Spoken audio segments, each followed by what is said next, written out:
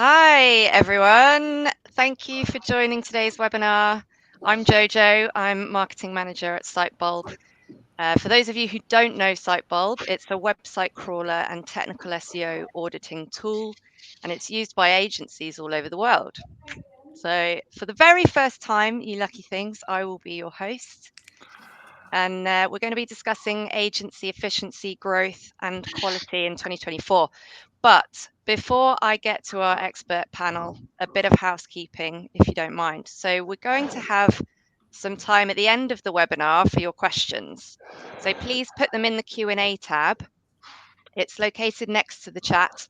Ideally don't put them in the chat bot itself. So the Q&A tab is quite good because then you can upvote other people's questions to show us which ones you want answered the most. If you've attended any of our other webinars, you might be wondering, where's Patrick?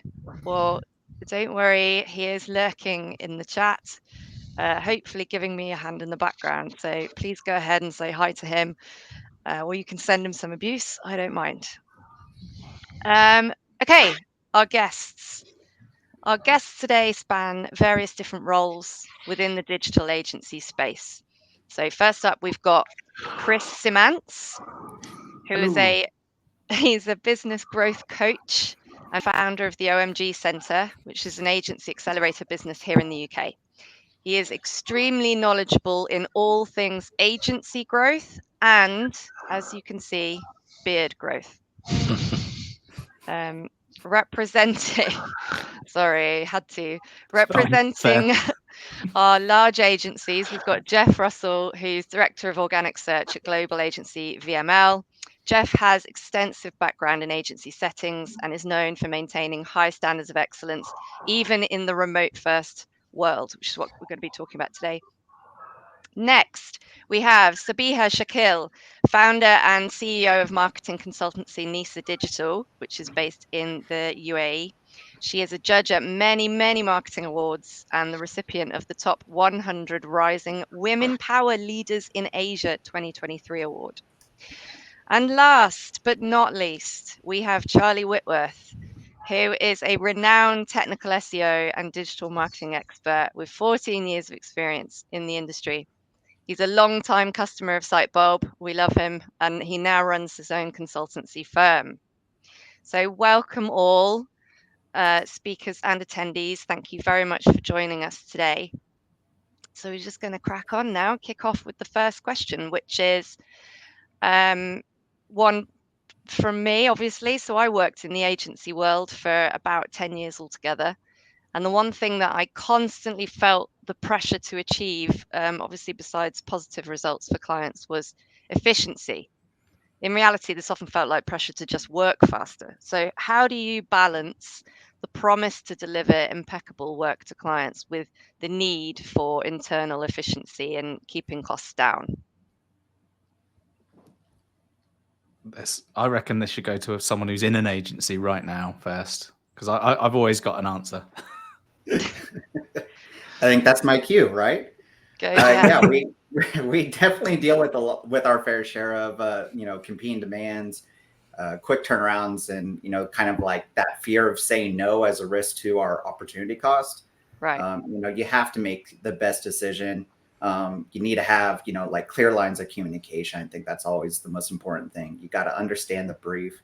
What does that team need to deliver for the client, and then you can establish the clear expectations and timelines so that you know what you have to deliver to the clients. You can't always give the biggest project over if it that usually takes you 2 weeks if you have an 8-hour timeline. So talking to the team, understanding what you have to deliver, what's the most important thing that they need out of it, and then just having that clear line of communication.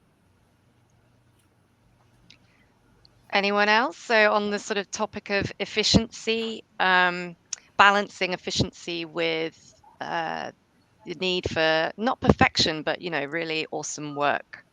It's a difficult one for sort of solo consultants as well, I imagine.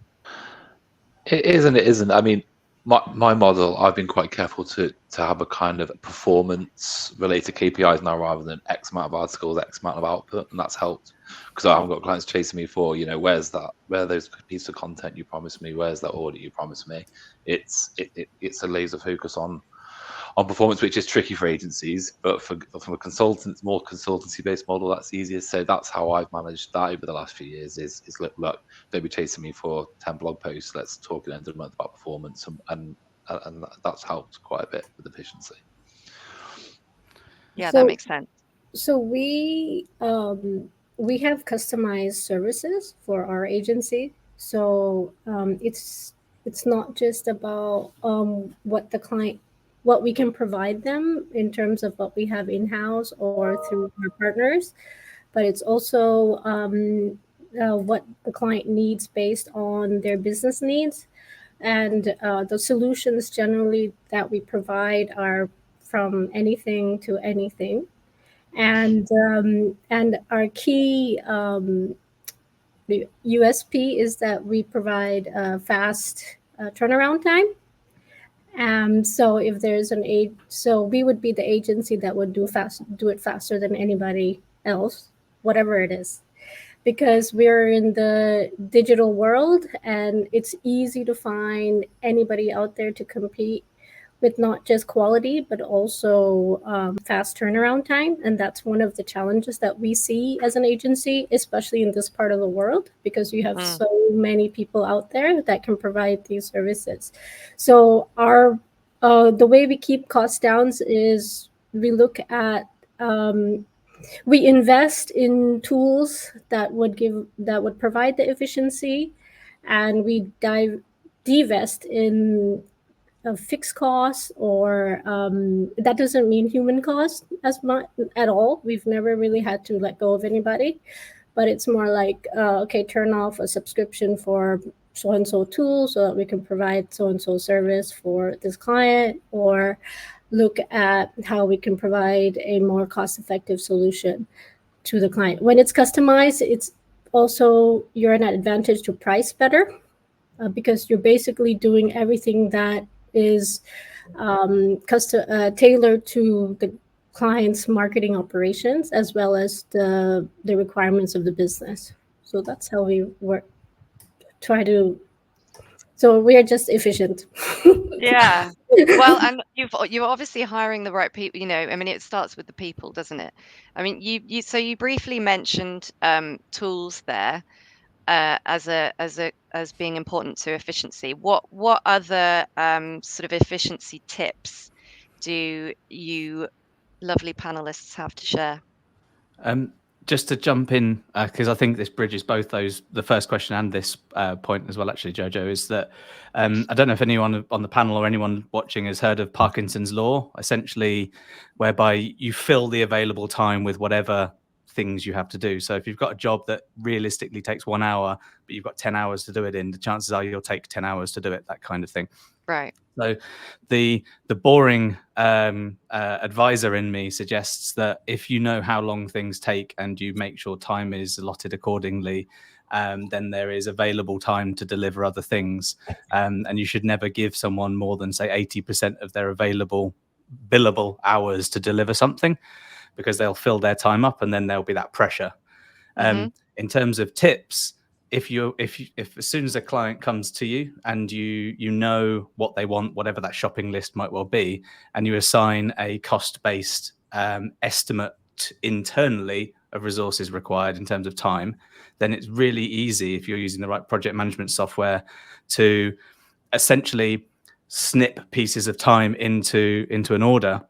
So you could say, here's 10 people delivering for a massive client 150 hours a month, when in actual fact, they're all delivering a small amount of time each.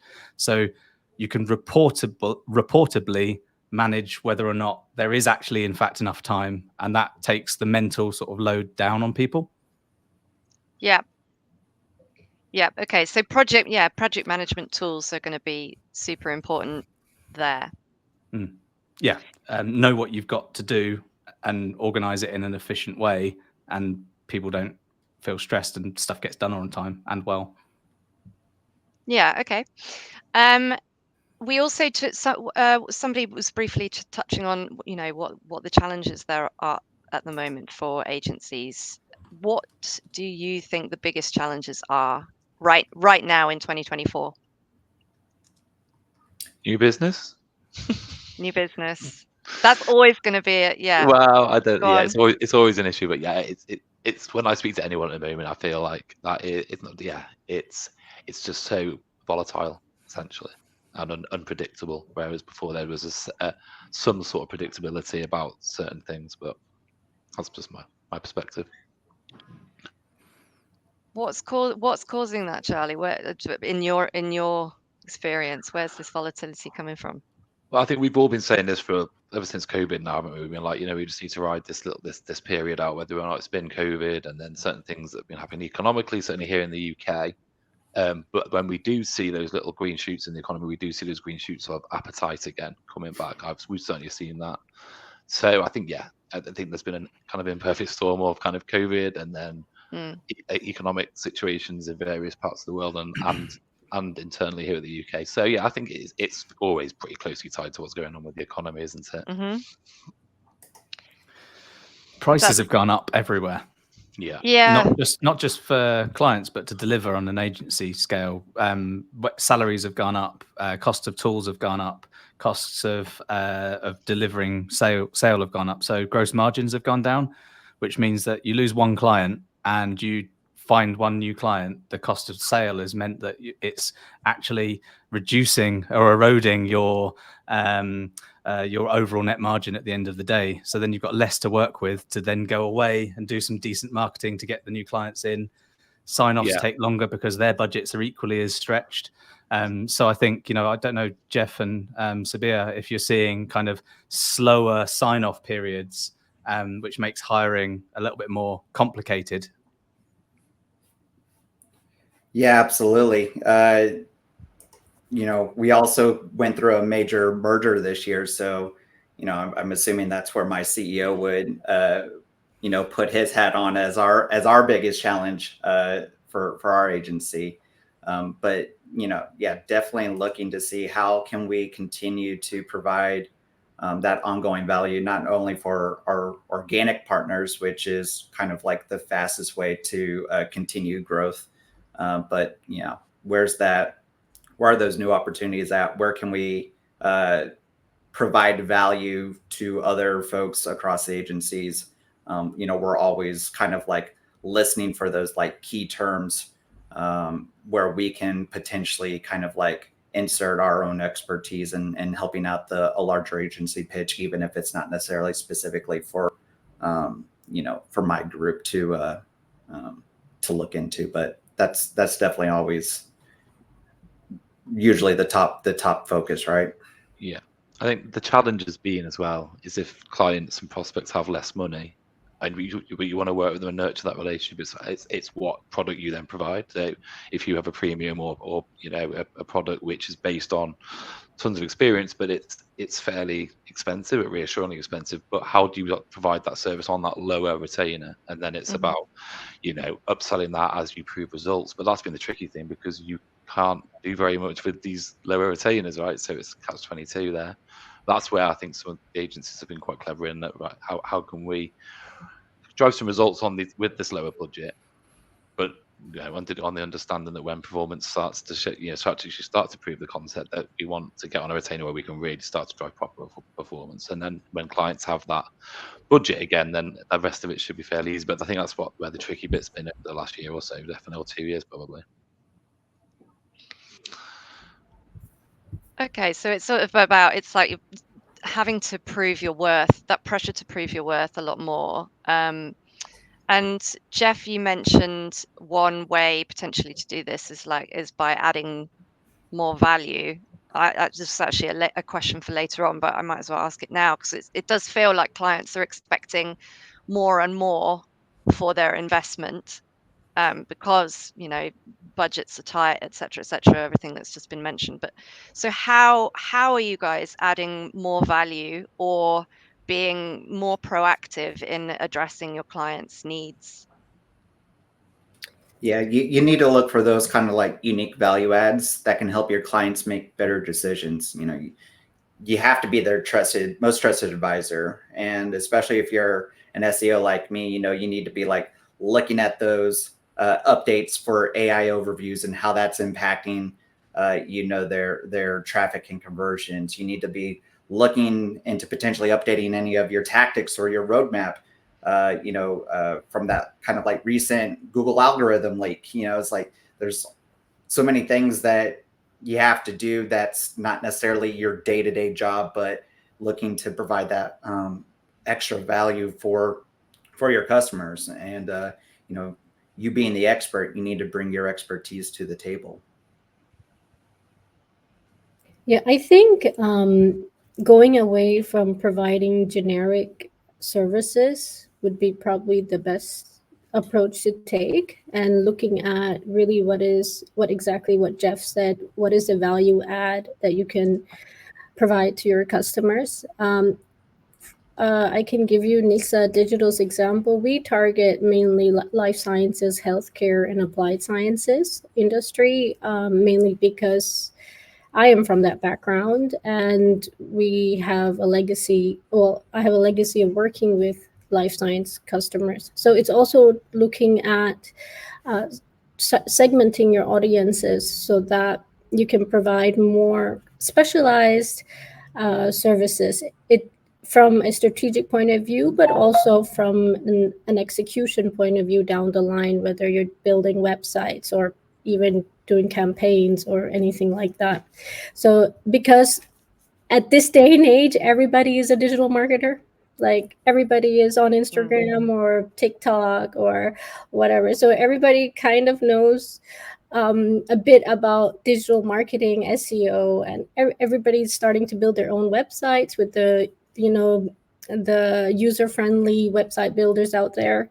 So it's just looking at what is the difference you can provide to your customers. And actually, it's difficult for agencies now, because you have to look back and you have to say, okay, what can I do different from, the guy next door, so that I can win this deal. So I think that's one of the main challenges. Since I got permission to be contentious, I'm going to have a little bit of a disagreement to a certain degree. I totally understand. I agree with Sabiha. I agree with you, Jeff, on adding value in terms of services and things like that. But I think fundamentally we're missing the point of what value add means. Value add from a client's point of view is different to what we perceive in that same sense. They're spending lots of money in lots of different places. Oftentimes SEO and digital marketing is one cost area, and sometimes not even a big one.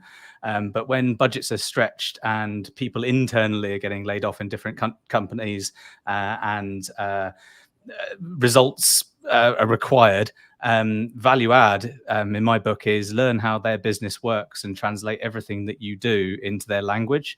So your reports don't just say this keyword went up by this many places. It says what it means and why it's important to the business, not just that it relates to more sales, but this is why this is important. Adding value is things like TLDRs in reports that says screenshot this and send this to your boss. That will make you look good. That means that when budgets are being reconsidered, you're the guy or girl or person that's made them look really, really good. So you don't get up for the chop, or your budgets don't get constrained. So you can add value by just like understanding what they want. For the most part, they don't want SEO; they want the results of SEO. Yeah, that's a good point. I suppose it's making the. I remember, in fact, this was the very, very first agency I ever worked at, and my big boss there was a bit of a legend back in the 80s. But anyway, and this was the thing that he was doing he was moonlighting in this agency. His son was running it, but he would always say, it's about making the client look good. Yeah. Which I suppose is was just made me think of that, what you were saying before, but. Yeah, exactly. And with larger budgets or with larger clients, usually the client is the digital marketing manager or the marketing manager or the head of marketing or something like that. And when they go into a boardroom, they don't want to reshare your big Looker Studio or PDF report. They want something that says, here's the KPI I had translated into the results of the work that we budgeted and we signed off. Thank you very much, etc. It comes down to money, doesn't it? All the time. Yeah. Yep. Okay. So how about, this kind of comes back to it's, the efficiency, but sort of getting things done efficiently, but also how do you maintain those high standards, especially if you're I'm thinking around now, potentially Charlie, or when you don't have an internal resource to do this for you. How do you balance maintaining standards with trying to grow the business at the same time? Do you want me to take that one, guys? I threw you under the bus there. That's fine. I'm just making sure I'm not answering every single question. But no, I think that's obviously key for my business model, because I do have a team, but it's not a team that sit with me in an office. So I've got to intelligently manage those. I think utilizing the technology has been, a lot of the tools, I'm not going to soundbite all the tools that people are using nowadays have come at a good time, because I've been able to streamline a lot. But the efficiency element, I think it goes back to those KPIs at the start. I've gone at the days where we're reporting on, X amount of canonical tags implemented and things like that. It's like, how are we performing against the roadmap? What's that doing in terms of traffic and crucially that revenue piece? It can get tricky if it's not an e-commerce or a transactional website, because then you need to try and tag some monetary value to traffic and in some fairly flimsy kind of CTAs then. But I think it's about what all of us have probably got quite good at in our experience, is setting that out crystal clear at the start. And if it is a marketing manager whose knowledge isn't great, it's about putting things into layman's, or if you've got a digital marketing manager who loves SEO, who loves to get stuck into the detail, then their reporting's a lot different. So from an efficiency perspective, make sure you're laser focused on those KPIs, because it can be dead easy to go away and just start doing all the SEO stuff you love doing. It's fun, or because it's what everyone else is doing at the moment, and it's cool to put in reports that we're doing all this advanced structured data or whatever. But if that's not going to get you the result that you set out at the start KPI wise, and it could be that is a fairly simple to some people, but fairly straightforward SEO, but keep laser focused on that, because if you're doing loads of other stuff that's not driving that result, then that's not efficient. Yeah, absolutely. It's very easy to get to lose that focus, I suppose, like you say, when there's so many things that you could do, but what actually is going to move the needle? SEO wise, you can go down rabbit holes and you can start finding all this great stuff, which to another tech SEO sounds great, and it is great, and you should do it. But it's about timing and about achieving the KPIs that you need to achieve. Once you've achieved them and you've proven to the client that you know what you're doing and the stuff that you do drives performance, then you can start doing the other bits and pieces. And don't get me wrong, it may be that technical stuff is going to achieve that KPI, but make sure that is the KPI. It could be more content focused, it could be more conversion focused. So the efficiency element comes into the implementation aspect of what you're actually putting live. Is it going to help what you're trying to achieve? But yeah, I think every campaign's so different though, isn't it? So right. I think as well, if you consider how much context switching goes on in any business, in anything these days, because I think, Jeff, you said you've got like 24 tabs open and things like that, and the amount of time it takes your brain to switch off of one thing, switch onto another thing, switch back onto another thing, and off from another thing. Then you've got Slack and email and these sorts of things. Time blocking is a really good way of being efficient, because you literally get more stuff done with less time, because you're more focused. So switching off apps, definitely getting off Twitter, things like that will mean that you actually get more done. Yeah, that's a great tip. Even SEO Twitter, because a lot of us are used to being on SEO Twitter because you get insight, but these days it's just a massive distraction, isn't it? So go on, Sabiha. I think just automating whatever you can within your costs would be a great way to be efficient, as well as manage your resources as well. So if there's opportunity to automate a task, then it's just like what somebody in the comments is saying. Is it important to be agile in your business? And that's something that I would recommend as well. Whenever there's a new technology that comes out, or if you need to deliver something fast to a client, just find a way to automate that and deliver it so you don't lose the business, because it's very competitive out there.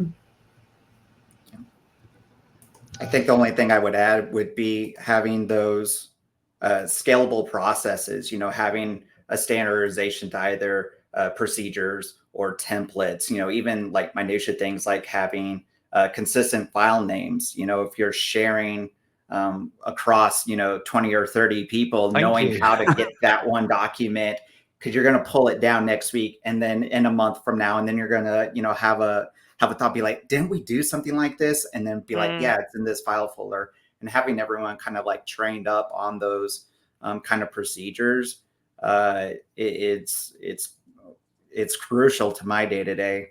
Especially if you're jumping in something like on New Biz and they're like, hey, I need this kind of document. Didn't we do something like that? Yeah, let me go find it. It really is beneficial to having those kind of documentation set up. That's a really good point. I wrote recently about processes are absolutely critical, aren't they, in an agency? And the agency experience that I've had, we were pretty good, actually. We were very good at creating processes. That was part of my role. I was brought in to do that. But do you feel like there is a time for processes and then there is a time for kind of throwing the rule book out of the window as well? Yeah. Don't stay fixated on the past if it's not going to serve your future. You got to fail fast and learn from, even if something that was working in the past, if it's slowing up your pipeline or your efficiency to market, it's not going to serve you in your future, and you just need to learn when to cut ties and when to optimize. I bet you, Sabiha, you must have some kind of crazy either automation or some kind of if this then that thing for which processes need to be skipped and things if you deliver things so quickly, right? We make fast decisions. Yeah. Here we go. But we also analyze the risks and if it's worth taking that decision. But yeah, we're quick to respond, and we've actually delivered within a day, within 2 days. Apart from having a small in-house team, we're a very small agency, but we have nice partners that support us, and they're also part of that whole system, the ecosystem that we've created. So quick decision making. Quick decision making. Yep. Is that something you can teach, Sabiha? Is there a secret to that, or you just go, right, we're doing this? That's a good question. I don't think you can teach that. I had a similar conversation with someone this morning about SEO best practice is like the most dangerous thing in the world, because it needs to be based on the situation at hand. And I've seen a recent scenario where sites visibility is plummeted because an agency's gone away and implemented best practice when they were flying, and they've changed a load of things that over time Google had got used to, right, and it was working. So that's the decision making, that's the experience, that's where people like us hopefully make the right decisions. So I think that's sometimes where process or going by best practices can be dangerous. You've got to really just think laterally about it, I suppose. I think that's where. Oh, sorry. No, please. I think that's where having agency experience is very good, because you're exposed to a lot of different types of projects and companies of different sizes and teams. So you kind of understand the various scenarios that you could face and the challenges, and then that can actually help you in your decision making in the future. So yeah, it is a bit experience based, I have to admit as well. Yeah, I was basically going to interrupt you to agree with you, essentially, by the sounds of it. Other than to add that if you embrace feeling a bit awkward or embrace feeling a bit uncomfortable in everything, then things like making decisions quickly often comes a little bit easier. It's better to make a decision quickly and find it was a mistake quickly than to spend a month making a decision and find that it's too late, and everything changes too quickly in digital. I think, I don't know, don't really do it anymore. Try and make those mistakes on your own websites first, I'd say, is probably the right way. Oh yeah, that is a good piece of advice as well. I think data paralysis also is hindering quite a lot of people in this industry.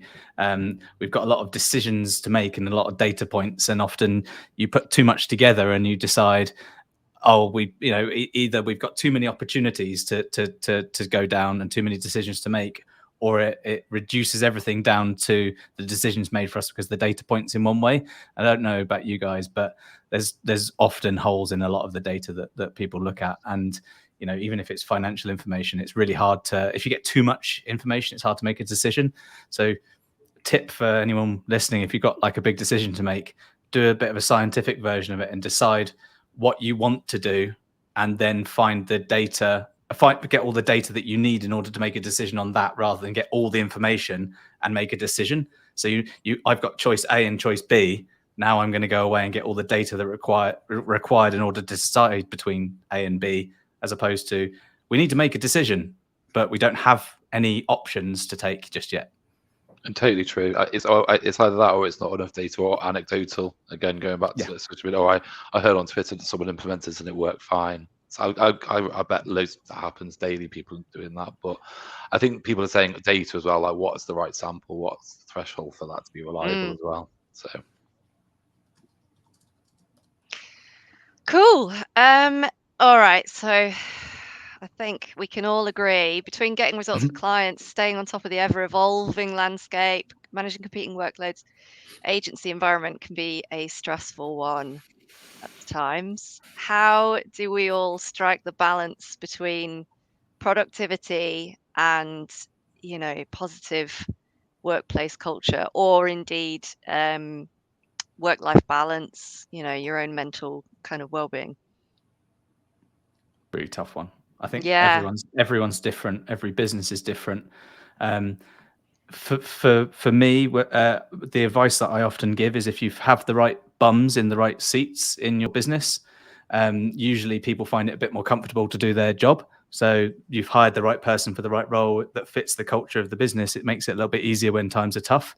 But as a leader, it's really important to be sort of hyper aware to different people's needs. So if you know the people in your team really well, especially being remote, it's a lot harder to do these days. But if you are hyper aware in your meetings, in your calls, in just Slack comms and things like that, it's a lot easier to distinguish whether or not someone's happy or not, and you can remedy it in the right way if you've got the right level of empathy. And also, if conversely you're not feeling that good or that happy, or something's going a little bit too stressful and pressureful, because you trust the people around you, usually you're able to sort of be a bit more vulnerable and say, a little bit stressed today, guys, can someone help me out, please? And I think it just comes a bit healthy communication. Sometimes we get stressed and there's nothing you can do about it, and you just have to get on with it because it's the world. And other times there's people that can help you if you just say it. Yeah. Chris stole all my talking points there. Sorry. So, that's great. But yeah, making sure you're getting the right hires in, I think it's going to solve lots of your problems, with efficiency and growth, maintaining, happy clients. Charlie may be in a good seat or a bad seat from that standpoint, but at least for our team. And if you do an interview with me, and that kind of question always comes up, what's your company culture like? I'm very, very thankful that, my team, our culture is really, really deeply rooted in empathy. We have that care for each other, and having that in supportive environment really does kind of takes a lot of the stress out of your day to day. If you have to go to a doctor's appointment, go out for a walk with your dog or something along those lines, or I'm supposed to be in the office today, actually, but I'm here talking with you all in my office, in my home office. So having that kind of flexibility is really, really important, and you don't have that stress of needing to be plugged in at your computer 8-10 hours a day. It does you no good if we burn out all of our employees to the extent that they end up leaving, because now I have to go back through all that process again and find another diamond in the rough. And so having that work-life balance is really important, and I'm thankful that we have a leadership team that fully supports it. I think that would be just the add.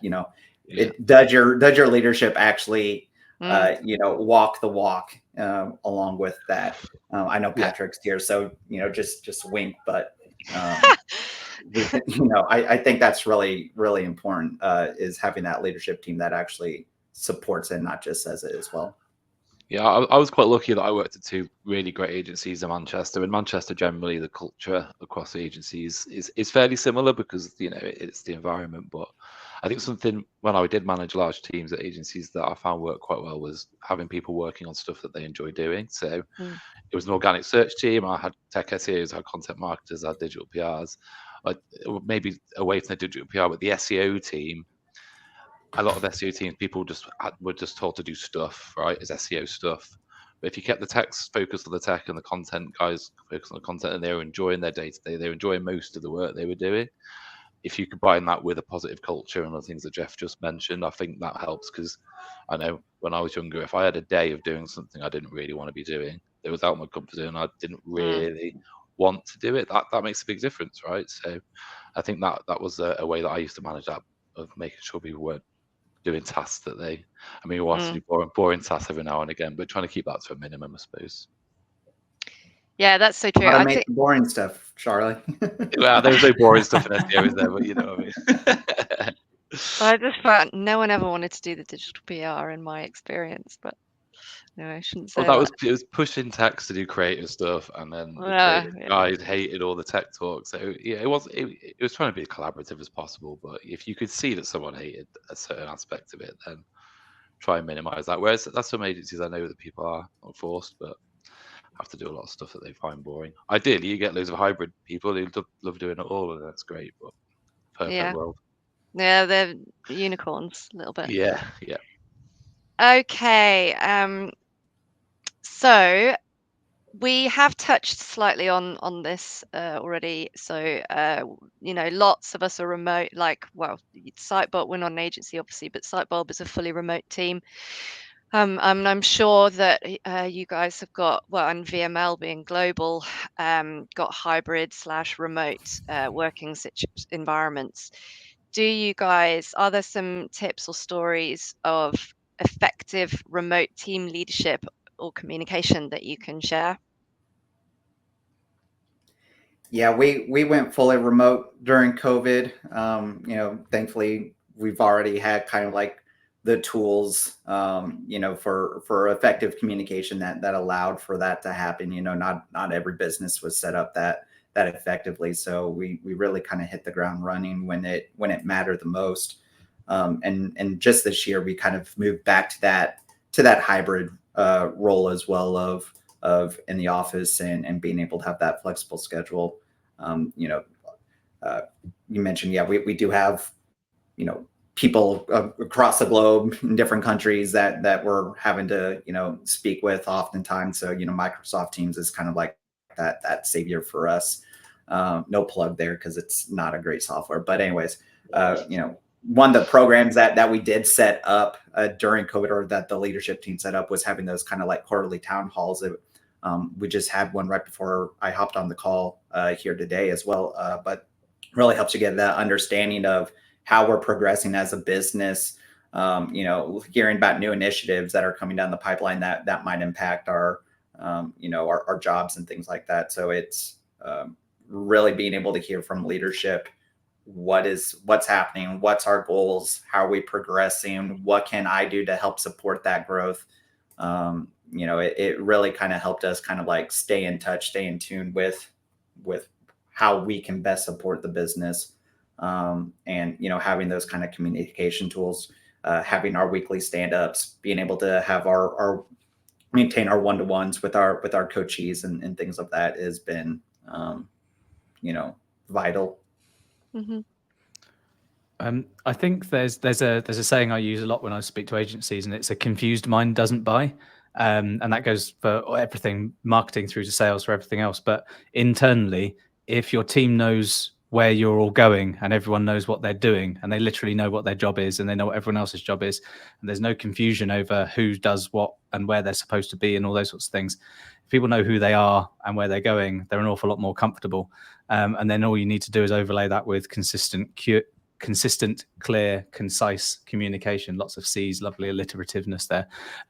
But that then means that from all layers in the business, if everyone's being consistent with the way they speak and the way they behave, because they all know where they're going and what they're doing, it makes it a little bit easier to not be physically in the same place. You might have some teams in a hybrid role, for example, where they're in the office together and a part of the team, like Jeff today, for example, not in the office and need to communicate. And if the communication is consistently the same, whether you're in person or whether you're via Teams or Slack or a video call, if it's the same and everyone knows who they are and what they're supposed to do and where the whole organization is supposed to be going, everything's an awful lot more comfortable. And I think you can see the businesses which did really well with that when it had to happen overnight for most of us during COVID, and the businesses which have moved into more hybrid and hybrid remote stuff now are benefiting greatly from doing it. Okay. We've got, so this was actually a question from Patrick. I'm just gonna, so if you don't like it, it's his fault. But we were gonna try and address the AI-shaped elephant in the room, because it's a bit of a scary time out there for agencies. For some agencies, it seems like there's quite a bit of scaremongering. How much have you encountered fear around AI taking people's jobs? I mean, since the 80s when Terminator came out, I've been terrified of it. So I'll let someone else who's a bit more sensible talk. That's true. I mean, are you seeing much of that, Jeff, in VML or colleagues or team members? Yeah, I don't know. Maybe it's famous last words. Someone knock on wood for me, but it's not something that I'm worried about. I don't think my team is worried about it. We're really fully immersing ourselves to learn all that we can, and really just looking at it as another tool in our toolbox. It's obviously you need to be mindful about how you are implementing change. You don't want to automate yourself out of the human touch points that are going to make your business the unique and the competitive advantage. Everyone's going to have access to ChatGPT or other kind of like automation tools. A lot of that stuff is free now. So, where are that human touch points that you can continue to be a part of, that you can drive value with, and just having AI just be a tool that limit the processes, automate the boring stuff, finding ways to grow efficiency from that standpoint, but just don't make it like your entire pipeline, Yeah, I mean, exactly that. For us, it got rid of some of the annoying stuff that you would bog you down, especially because I've got a very small team. If you've got more more time to focus on strategy and stuff that's going to move the needle, less time sort of doing the kind of the laborious tasks that we can now get AI to do, then that can only be a good thing. I think it is obviously going to automate some of the more laborious stuff, but like that to me isn't the stuff as a strategist or a consultant that drives value anyway. I mean, it's the implementation phase, but not the strategy phase. I think making friends with AI is a good thing to have in this day and age. Mainly, not that it takes over your brain or the expertise that you provide. Just like think of it as an employee that's in your team, and see what the strengths and weaknesses it can provide, and work with it. So I always say work with it, because it's not going away and you really can't fight it. Otherwise, you're going to be run over by the wagon. So I think we should just make friends with it, see what it can offer you, and see how it can be how it can make you more efficient. It can add value to your services, but don't let it kind of take over your expertise, because then the client will be like, oh, if they're going to use this AI tool, we might as well just use it in-house. And why do we need them?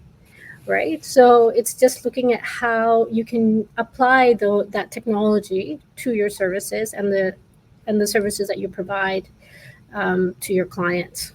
So that's my Yeah, view. I talked about that on a recent podcast of Andy and Josh and Co about, I think utilizing AI is going to be an SEO skill. It's going to be one where, what's your tech Right. SEO? It's there's a way to use it badly, there's a way to use it well, and don't feel like you have to use it as well. I think that's something I said right at the start, is just because everyone else is using it. There will be campaigns where it will have huge value.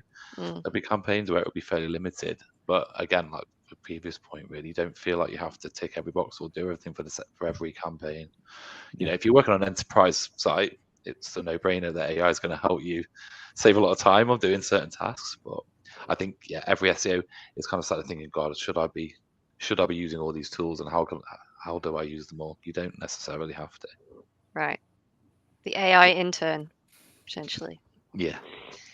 Okay, so do you think the anatomy of the agency is changing? Like, post-COVID, what do you think a future-proofed agency structure looks like? Is there an agency versus freelancers, debate in all of this? What do you guys think?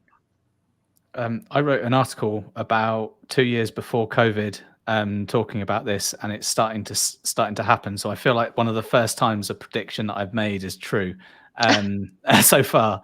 In the previously, agencies were all kind of pyramid shaped, where you had the top person at the top, you had a small layer of strategic account management, and then you had like a middle layer and all these hubs and pods, or whatever they used to call each other, with a lot of juniors doing a lot of junior work. Now, because you've got an awful lot of scale that you can deploy, and I wasn't talking about it when I wrote the article about AI particularly, but I was talking about tools like, say, Sitebulb and those kinds of things where you can do a lot at scale.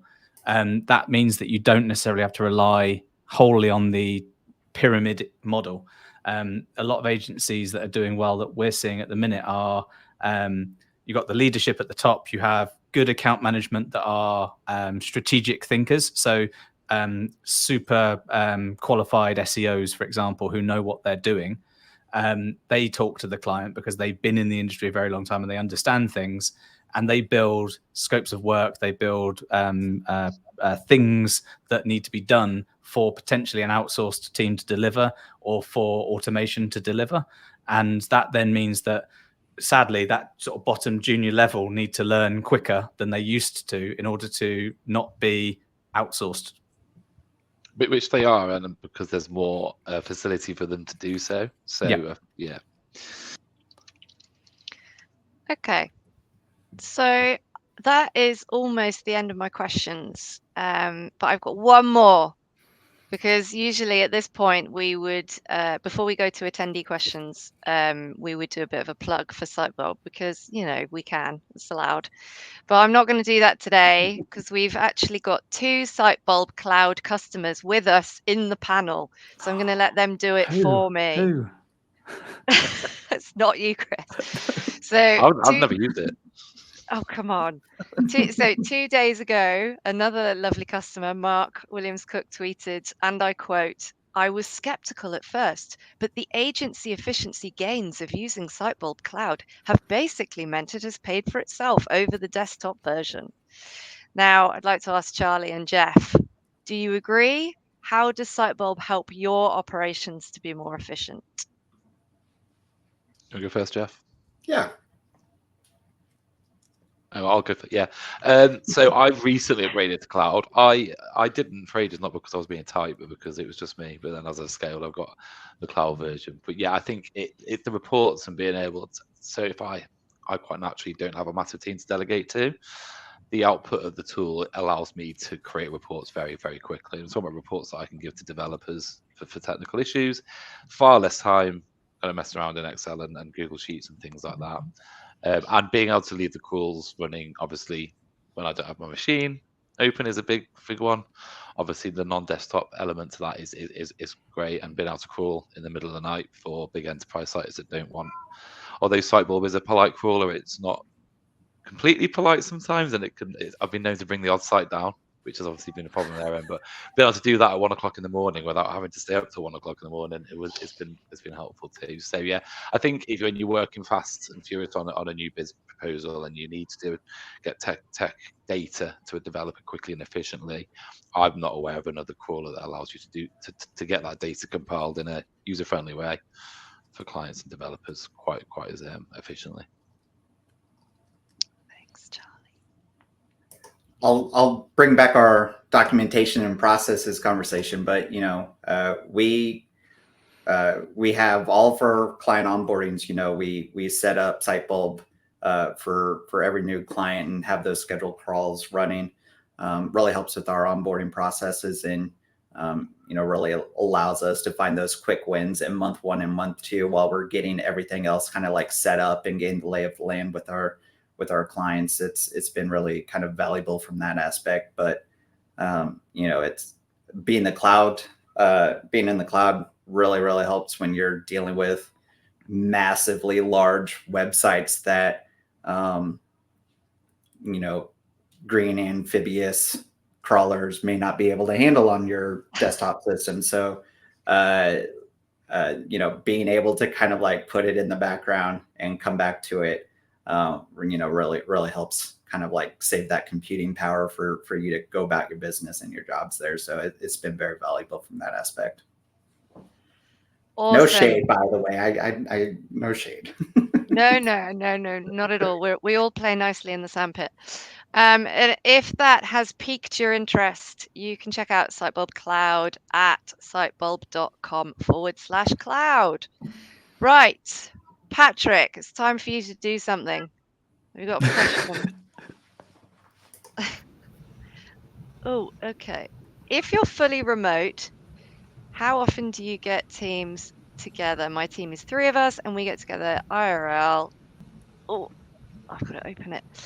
Once a year. We've done virtual games nights as well. So who wants to go with this? Oh, that's Becky. I think I answered that on the chat.